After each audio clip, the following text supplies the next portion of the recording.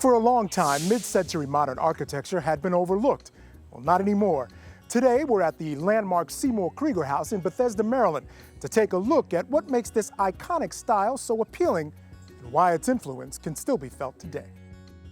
Designed in the mid-50s by German master architect Marcel Breuer, the Krieger House features much of the style that makes mid-century modern so unique: steel frames, flat roofs, and an open floor plan.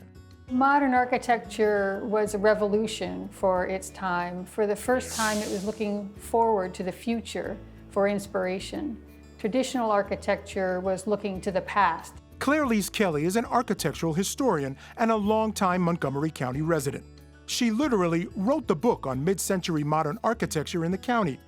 In her book, Kelly explains America's modern movement was inspired by the German Bauhaus design school, which ironically takes its cues from American factory design, emphasizing simplicity and functionality. Montgomery County was a fertile environment for modern design. We had all these jobs here now in the New Deal era, new federal agencies moving into Montgomery County.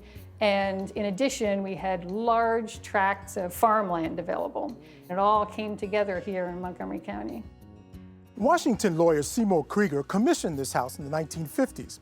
Now, we don't know the exact nature of the conversations, but we do know that at that time, attaching the name of a master architect like Marcel Breuer to your project was akin to wearing a designer label, like Gucci or Dior. While nurtured in Europe, the modern movement also had influences closer to home. Mid-century modern homes were built directly into the landscape, while using large windows and locally sourced natural materials in the style of American architectural icon Frank Lloyd Wright. The whole idea of coming into a space and feeling the outdoors, the idea of being connected to nature, and this house does it very well, very dramatically. John Katinas, along with his wife Katie, have been the owners and stewards of the Krieger House for over 30 years.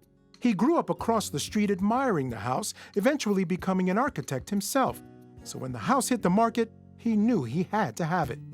You know, the floor flows through to the outside, and the flagstone is both inside in the house and outside on the patios. The wood ceiling flows through the wall, and it's expressed outside as same thing with the brick walls. They pass through the glass, so that the idea is that the wall is barely there. You're really almost outside even though you're inside. The idea that you could bring your living space to the outdoors with patios and terraces and balconies. And this is a concept that was radically new in the mid-century era, and now it's often taken as a given. The modern movement was not merely about exterior styling and landscape design, but was also a tour de force in interior design, offering a new class of homebuyer cost-saving and space-efficient homes featuring built-in desks, tables, and bookcases. Modern architecture of this time had a direction of providing for the occupants components that would enhance their life, allow them to do with less, and at the same time have more. In keeping with the idea that less is more, modern design also popularized open floor plans, including pass-throughs, allowing rooms like the kitchen to maintain a connection with the rest of the house, while giving it the flexibility and feel of a much larger space. John, this area is a perfect example of the flexibility of a home like this. Right. Right now we're in front of the den, and it's open to the living room. But if we had a guest staying here in the house, we could shut the door. Oh, that's beautiful. Yeah, and in this space, here's another example of the built-ins. On the wall over there is an office desk. It has taken some time for an appreciation of mid-century modern design to take hold. The Katinas fought hard to get a historic designation for the house, which in turn allows them to claim tax rebates for the expense of keeping the property in pristine condition.